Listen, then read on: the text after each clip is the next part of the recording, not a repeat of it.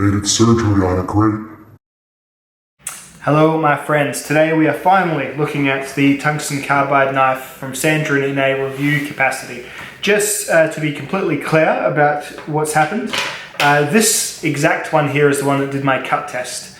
This was sent to me by a patron who won it in a raffle. After I did the cut test, Sandrin sent me two more. They sent me an identical one of these, brand new, and they sent me the stainless one as well.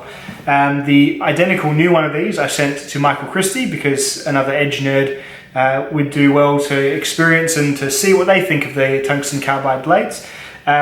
This one you can win by entering a charity raffle on the Instagram of my buddy Namhod. I'll link that below perhaps. So that's like a charity thing. A knife guy in the knife community came down with like a super sudden surprise cancer a little while back, and Namhod's obviously a closer buddy of him, so he's putting together a bit of a package. You can win this and other awesome prizes too. That being said, if it's any later than, say, well, it's late November now, 2018, if you're watching this in the future, that's probably ended. But if you're watching it straight away, go and check that out. Anyway, on with the review. Okay, so these are my two TCKs, although soon they won't be, because these are going off on adventures all across the knife world, because I think that is what is best for rare and strange items such as these. So let's look at them for a start. These are, I would classify them as very light use gentleman style folders, almost in the vein of like a traditional, the same purpose you'd carry that for. Definitely just for around the, around the office or around the inside of the house type tasks. I haven't been game to put these to wood or anything like that. I'll talk more about the blades and how they seem later. So just to show you the range, this is the carbon fiber and titanium version weighing about 39 grams, and this is the full stainless steel version weighing about 61 grams. So they're both very, very light and impeccably slim knives. The closest I've got in terms of a pocket knife to these two is my Alma Falcon Ultralight, which is 41 grams, a fair bit smaller than both of them in terms of blade length and handle length. Probably a little bit more okay with being a little bit harder used, I guess, just by virtue of it being steel rather than tungsten carbide. So a few other size comparisons. This is it next to my Spyderco Caribbean. So it's a much bigger sort of knife. Obviously, I guess, like just bigger, stouter in every kind of way. This is it next to my Spyderco Capara, which is my current sort of EDC for test and review. About the same size, really. Let's put it next to something we all know. This is it next to an Ontario, rat number 2 there. So there we go. The most interesting dimension, I think, for most folks is going to be the blade thickness. So looking at that blade thickness, we all know the Rat 2 isn't a super thick knife. That's what you're getting on the TCK. You're getting a very thin sliver of their sort of proprietary tungsten carbide cutting material.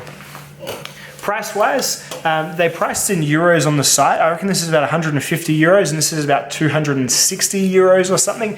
And that's a fair bit of money. And you are most definitely just paying for the quite rare and quite unique blade material. You really are, because the rest of the knife is fairly simple, not particularly exotic with regard to materials or anything like that. It is really just because this is probably one of the first one of these made as a proper knife. So that's kind of what you're looking at in terms of price, size, overall specs, and what they are. So these are really difficult knives to review because they're not really like any of my other knives. All I can really do is kind of talk about what they're like to use and carry. So this is the one that I did my cut test with. So this knife cut through the rope about 1,500 times, and that was the longest of all my cut tests. It's a very thin knife. It does have a pocket clip, but it is definitely not made to cut rope 1,500 times in a row. That's not what it's for. This is designed, I would say, to be your letter opener that never needs sharpening. And literally opening letters, I would say it would be 10 years before you would have to sharpen it. Moving on to heavier, more fibrous stuff, the time may well come, but as I said, 1,500 times through 10mm twisted sisal rope, that time is not going to be coming around anytime soon. So doing that test, I did obviously notice it's a very thin knife, so it was pretty uncomfortable to do that entire test with, but again, using the knife for things that it is not intended on using it for. What is it intended on being for? I would argue that this is more of a proof of concept relative to this blade material. Sandrin make proper, more substantial, more traditional looking folding knives that sell for about 4 times the price of these. But this is kind of the one to get it into the hands of the goobers like me to, I guess, sing the praises of the stuff, because this is very, very interesting blade material for sure. Because not only is it extremely long in the edge retention, it's very hard with the 71 Rockwell. It's actually not, and this is a very frequently asked question, it is not brittle at all. It is actually rather flexible. So it is, and I'm not going to do a tip test on it or see how far I can bend it, but it is not a completely rigid sheet of the stuff that does not budge at all. I've never really felt too endangered of cracking or chipping it out, particularly through the stuff that I've done with it, and albeit that's mainly just been cardboard after my rope test. Cardboard and envelopes and clothing labels and things like that. So basic functionality of the knife, you're going to treat this very much like pretty much a two-handed traditional folder. You're going to use these holes here for grip, and you're just going to open the blade out. It's going to lock in place with its very sort of thin little minimalist liner lock there, and you're just going to hold it like this. The pocket clip is very effective at being a pocket clip. It's absolutely fine holding it into the pocket. It doesn't have a huge amount of ramp on it, which again, I would say it's probably not for your thick corduroy work pants. It probably is for your suit pants or something similar. This is very much like a conversation piece slash boast piece, I guess, for folks who might be a bit more on the executive level. I think that's what they're going for. So certainly not me, but it is for me, and that is I'm a edge retention nerd, so it does tick a few boxes for me there as well. So the carbon fiber version, it is proper carbon fiber. It's got a thin, I think this is titanium, this back spacer here, and then the titanium locking side, which includes the locking leaf there. So it all works and functions just fine. So that is kind of where I feel like they're aiming. Like if you need the stuff proven to you, then get one of these, observe it barely ever losing its edge, and then maybe upgrade to one of their full-size knives. Hey, if you want to see a review of one of their full-size knives, check out Everyday City Carry. He's got one of their sort of, it's like a $900 or something knife. It's really expensive, but he's got one of theirs in the full-size knives. Full-size knives I would equate perhaps with getting like a Rockstead or something like that, like a real sort of knife nerds premium knife. It's probably in line with that. But yeah, these definitely go with the whole light use office type carry at the best, I would say. So between the two of them, I actually do prefer the stainless steel one. It does feel, that extra 20 grams gets you a little bit more substance to it. It feels a little bit less fragile, and it has sort of less of the, I just feel that the lock in the stainless steel just feels a little bit more robust. There is a tiny bit of up and down play in both of these, so tiny little bit in this one. And then after my 1500 rope cuts, probably a little bit more in this one, so just a little bit of wriggle up and down. Again, they're light using knives, so it's probably not going to bother you too much, and you can't force it closed at all, so you don't have to worry about that. It's just a sort of confidence in hand thing. A little bit lower, a little bit more on the feeling delicate side of things, That being said, like my Almar Falcon's got a bit of up and down play as well, because it's a lockback and it's been used to hell as well, so not the end of the world, but definitely a thing. So frequently asked questions, I think I addressed one about the blade being brittle. It doesn't seem brittle, it seems quite sort of flexible almost. Number 2 is, how do you sharpen it? Hey, I don't actually have any good advice for you. That is why I sent my newest one over to Michael Christie, who is a particularly interested and keen sharpener. However, that being said, once I'd sort of lost most of the edge to my rope cutting test, I thought screw it, and I ran it on my Tormek strop with an aluminium polishing compound, which I think is about 6,000 grit, and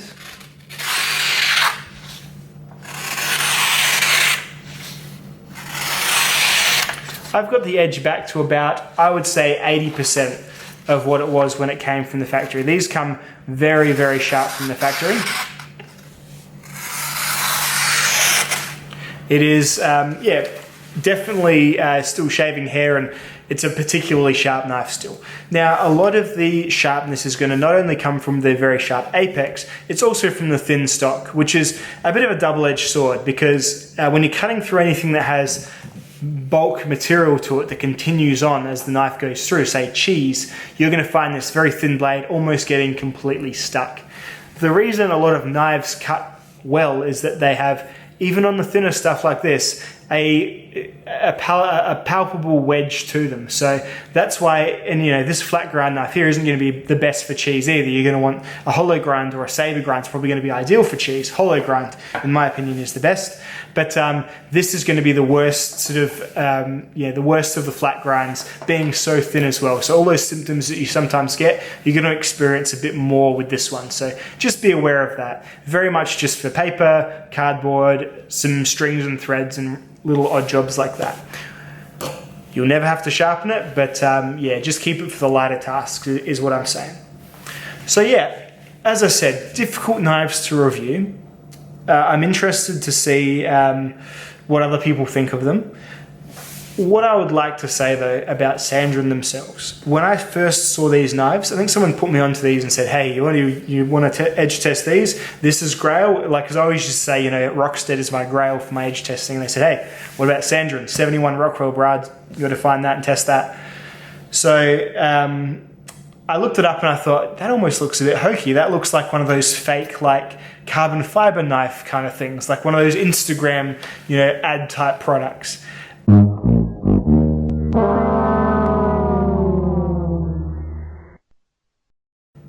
I couldn't have been more wrong. So the guys at Sandrin are proper nerds, which is what I love. I love when someone's really obsessed. The Italian fellow, who I've forgotten his name, the Italian fellow who works in Italy making these is properly interested. Like, he is... I have a series of emails from the fella from the American side of things, who also is, you might know, Cabot Firearms. They have a stake in Sandrin.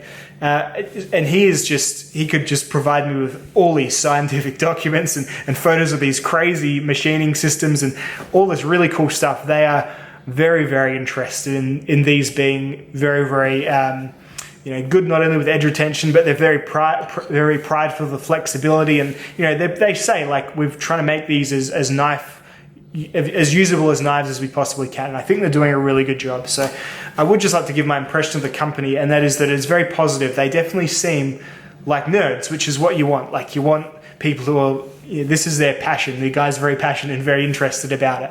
And that is why they legitimately seem interested to see what my results were. And obviously my results were very good for them, I guess. But also, I'm just sending you off to other guys. So as I said, this one went to Michael Christie. I'm probably going to send this actual one here to Nero over at Nero Knives. And this one's going to get given away. So hopefully a knife nerd gets this and really uses it and lets us all know what he thinks as well. Because it's kind of a bit of an interesting crossroads when things that aren't steel start to become really, really good blade materials. Situation specific, but good blade materials nonetheless. So that's about the long and the short of my Sandrin review. Sorry it's been very talky. It's just a bit different, and I really didn't want to sort of oversell it, because really, as I'll probably get back to it, these themselves aren't the best knives in the world, like to actually carry and use as an everyday knife. They're very light use, and they're very sort of, situation specific, I suppose, is the best. Quite polarizing designs, polarizing blade shapes. The closest it feels to me is a bit like carrying like a craft knife crossed with the Almar Falcon, crossed with like one of those replaceable bladed skinning knives. You know those ones where you can just sort of take the blade off, throw it away, put it back on again? That's kind of about as the best description I've been able to muster. So take from that what you will, I suppose. The Sandrin TCK, I'm really glad to have come across it in my little steel nerd journey. And I do hope that whatever homes these end up at are welcoming to giving them a bit of a run through as well. All right, guys, I'll see you all in the next video. Goodbye now.